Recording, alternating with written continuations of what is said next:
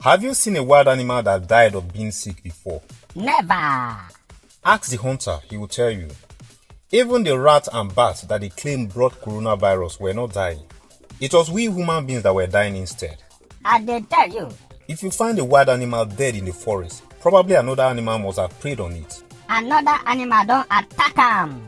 Why don't wild animals fall sick? Because they eat herbs along with whatever food they eat.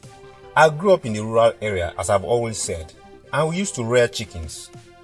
Sometimes when you wake up in the morning, you'll find a particular chicken eating grasses all around. Do you know what that chicken is doing? Did they take Takpo now? Yes, it is either curing itself of an infection or is eating the herbs to prevent itself from falling sick, or it's a part of their routine to eat those grasses. After all, I don't used to accompany them all through the day to know what they eat and what they don't eat. Why is the native fowl always sweeter than the ones that are reared in the poultry? The one for poultry, they give our food to grow fast to sell them for commercial purpose now. They don't eat all those menge like the herbs and all of that assorted food. That is why native fowl is sweeter. What point am I trying to make? Even animals know that they have to eat herbs, and sometimes those herbs are either bitter or sour, but they know that it is necessary for them if they have to stay healthy. But you see, us humans, we want everything to be sweet.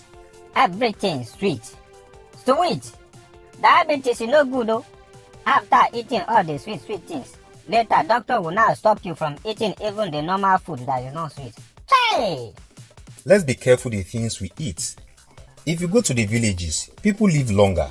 How about our forefathers? They live longer than those of us today. A lot has changed because of civilization, technology and so on. We consume things our ancestors were not consuming. All the fast food, processed food, preserved food, all of them have one chemical component or the other where they follow the food enter our body. There's one of our old videos where we talked about things like bisphenol A that is found in plastic containers and all of that. We won't talk much about that today, it's not our focus. But look at our kids today. They eat noodles, snacks, they prefer fast foods. Give them soups, they won't eat. But those soups are the things that contain vegetables and most of the nutrients that they need. Because before you cook one soup finish, let's say goosey soup with bitter leaf. As I mentioned now, sir, better Takpo with a goosey soup where they take a smoked catfish and okporoko cook down the hungry me. Chai! Inside one soup, vegetable go there inside, locust beans go there inside. That locust beans is very nutritious also. Crayfish go there inside. Palm oil that is rich in vitamin A, which is good for your eyes, is also in. And look at it today. 8 years old are wearing glasses. 8 years. Forget about all these food supplements. There's nothing better than the natural nourishment you get from food itself. Do you know that if you eat healthy, you hardly fall sick? Yes, nah. Because your body will have all the required nutrients to function properly. When I say eat healthy, I'm not talking about a plate of food loaded with pomo, shaki, roundabout, ishon and the rest of them. No, I'm talking about eating balanced diet, especially the vegetables, fruits, nuts and cereals. Food is medicine, but medicine is not food. But yeah, that is a cuckoo line, yeah. Like I said, when you eat healthy, your body gets all the required nutrients to fight against diseases. So eating the right food that your body needs is already eating medicine. But when you fall sick and you need to take drugs or medication, medicine is not food. In fact, they even ask you to eat food before you take the drugs or injection. So food is medicine, but medicine is not food. Bottom line, eat fruits, eat vegetable, eat cereals. These are the sources of the right nutrients that your body needs. Remember, there are things around us that are inevitable. Things like radioactive waves emitted by the microwave antennas and the mobile devices, among others. They are all around us. Our bodies react with these waves and signals. And coupled with the kind of things we eat in the name of food and the lifestyles we live, in the process, they damage our cells and make them to malfunction.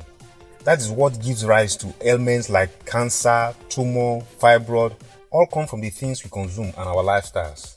Why women who have fibroid find it difficult to conceive even after a successful surgery is that the fibroid does not grow like a baby does. The baby only feeds from the host through the umbilical cord. Fibroid don't feed like that. Fibroid attaches itself directly to the womb, also known as the uterus, and feed from it. what a parasitic relationship with a catastrophic hazardous culmination. When a child is removed from the womb, either through normal delivery or through a cesarean section (CS), the only thing attached to the baby is the placenta and is being removed without touching or hurting the uterus. But fibroids need to be uprooted from the walls of the womb through cutting, and if you are not careful, if there's any part of the fibroids left attached to the womb, it will regrow. As such, it has to be properly cut off. So detaching it from the womb means the blade will touch the womb as well. That womb can never be the same again. Oh my goodness, I feel for women that used to go through that process. It is not easy. That's why a lot of ladies find it difficult to conceive after a fibroid surgery.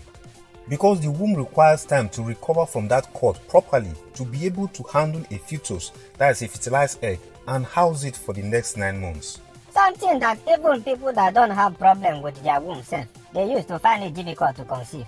How will it now be with a womb that has accident? Yes, nah, that is like a womb that has accident, nah. Because after they finish removing the tumor, they will stitch the womb. It don't get scarred with that.